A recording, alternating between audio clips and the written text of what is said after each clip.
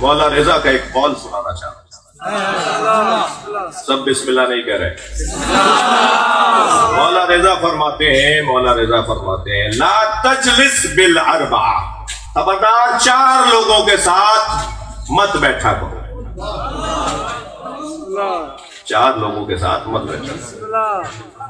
فاسق، کاذب، بخیل، چوتھا من ہتکا حرمت الرحم، جو اپنے رشتہ داروں کی بے حرمتی کرتا ہو. 4 لوگوں کے ساتھ مت بیٹھ. سب سے پہلا فاسق، ناراض نہیں ہوں گے.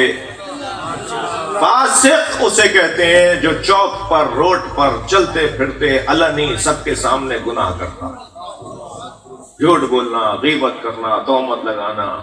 وہ کہتے تھے نا میز کے نیچے سے رشوت لی جاتی ہے، اب میز کے اوپر سے رشوت لی جاتی ہے. فاسق جو علنی گناہ کرتا ہو، علنی گناہ کرنے والا. ممکن ہے کوئی 1%، مجھے تو 1% بھی نہیں لگتا کہ اس مجلس میں ایسا کوئی ہوگا جو خود بھی اور خود اپنے بچوں کو حرام کھلاتا ہوگا. مجھے تو یقین نہیں ہے کہ 1% بھی کوئی یہاں ایسا ہوگا.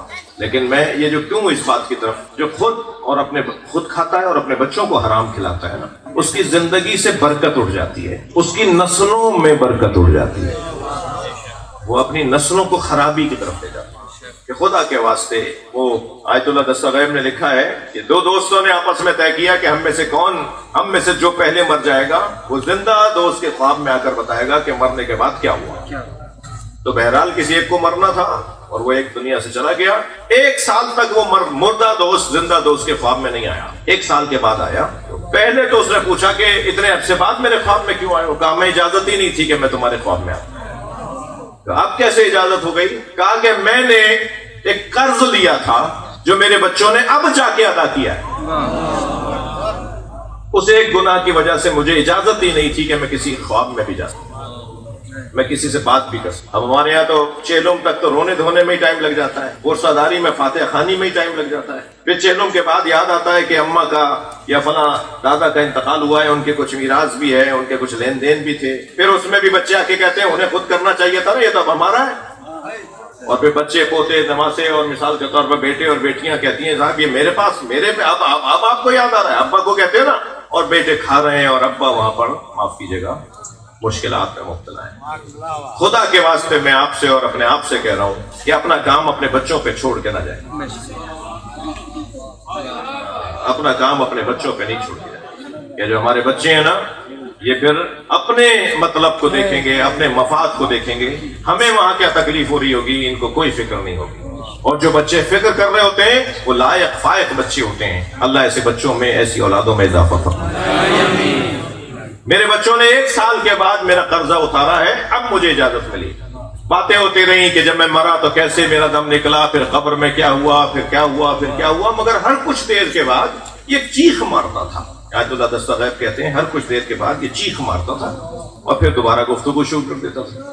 اس نے کہا بھائی تم چیختے کیوں ہو، یہ کیا ہو رہا ہے تمہیں؟ تو اس نے اپنا پیر ہٹا کے دکھایا تو نیچے ایک سانپ تھا جو ہر کچھ دیر کے بعد ڈستا تھا اور ڈنک مارتا تھا. کہا یہ کیا ماجرا ہے، یہ سانپ کا کیا مطلب ہے؟ کہنے لگا میں ایک جگہ سے گزر رہا تھا کہ برابر سے ایک شخص لکڑیوں کا گٹھڑ لے کر سر پہ لکڑیاں لادے ہوئے جنگل سے کاٹ کے لا رہا تھا. وہ لے کر گزر رہا تھا تو میرے دانت میں ایک بوٹی کا ذرہ پھنسا ہوا تھا.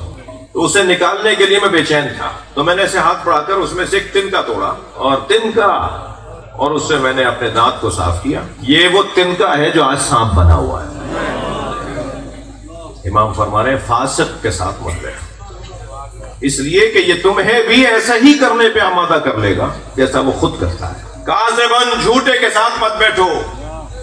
جھوٹے کے ساتھ مت بیٹھو، جھوٹا تمہیں سراب دکھائے گا. بخیلن، بخیل کے ساتھ مت بیٹھو، اس لیے کہ یہ تمہیں نیکیوں سے روکے گا، تمہیں اچھے کاموں سے روکے گا. اور وہ شخص جو اپنے رشتہ داروں کے ساتھ بے حرمتی کرتا ہو، رشتہ داروں کی توہین کرتا ہو، رشتہ داروں کو نظر انداز کرتا ہو، اس کے ساتھ نہیں بیٹھو. اس لیے کہ ملعون ملعون عند اللہ قاطع الرحم.